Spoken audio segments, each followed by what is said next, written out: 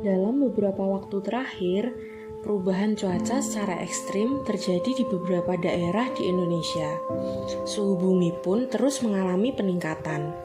Bahkan, menurut World Meteorological Organization atau biasa disebut dengan WMO, terdapat kemungkinan sebesar 20% suhu bumi akan meningkat 1,5 derajat Celcius. Setidaknya akan terjadi selama 1 tahun di antara tahun 2020 hingga tahun 2024. Hal ini terjadi karena adanya pemanasan global atau global warming.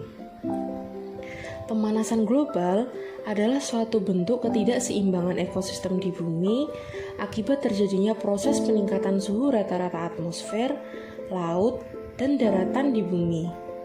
Terjadinya pemanasan global disebabkan oleh meningkatnya emisi gas rumah kaca yang diantaranya adalah karbon dioksida, metana, dinitrooksida, dan CFC.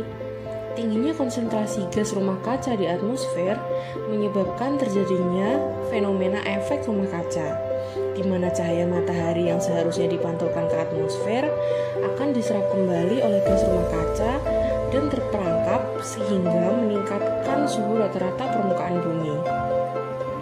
Pemanasan global tidak hanya terjadi secara alami, namun juga disebabkan oleh tindakan manusia.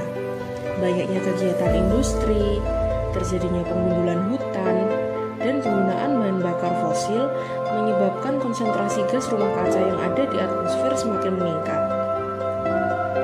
Lalu, apakah dampak dari terjadinya pemanasan global? Terjadinya pemanasan global akan berpengaruh terhadap perubahan iklim atau biasa disebut dengan climate change.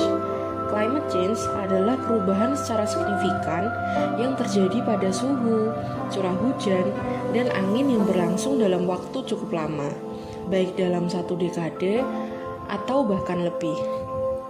Apa saja dampak dari terjadinya perubahan iklim? Dampak dari perubahan iklim yang pertama adalah semakin tingginya kadar CO2 di laut akan menyebabkan kondisi laut menjadi semakin asam. Hal ini dapat menyebabkan rusaknya ekosistem laut, khususnya terumbu karang. Yang kedua, adanya emisi gas metana dan nitrogen oksida yang dihasilkan oleh industri pertanian, perkebunan, dan peternakan dapat menyebabkan terjadinya kekeringan dan banjir. Selain itu, penentuan musim tanam juga sulit dilakukan. Jika bencana ini terjadi, maka kita akan kesulitan untuk menghasilkan produk pertanian maupun perkebunan. Yang ketiga, akibat terjadinya perubahan iklim yang sangat lama akan menyebabkan timbulnya cuaca ekstrim dan bencana alam seperti banjir dan juga kekeringan. Kemudian yang keempat, terjadinya kenaikan suhu bumi menyebabkan bergesernya wilayah tropis semakin luas. Pergeseran wilayah tropis ini dapat menyebabkan timbulnya berbagai penyakit menular.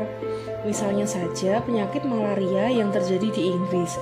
Hal ini juga disebabkan oleh terjadinya perubahan iklim.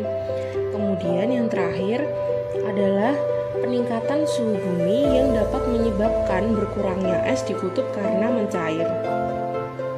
UNDP BBB menyebutkan bahwa lapisan es di Laut Arktik telah berkurang sejak tahun 1979 dengan kecepatan 1,07 juta kilometer persegi setiap dekadenya.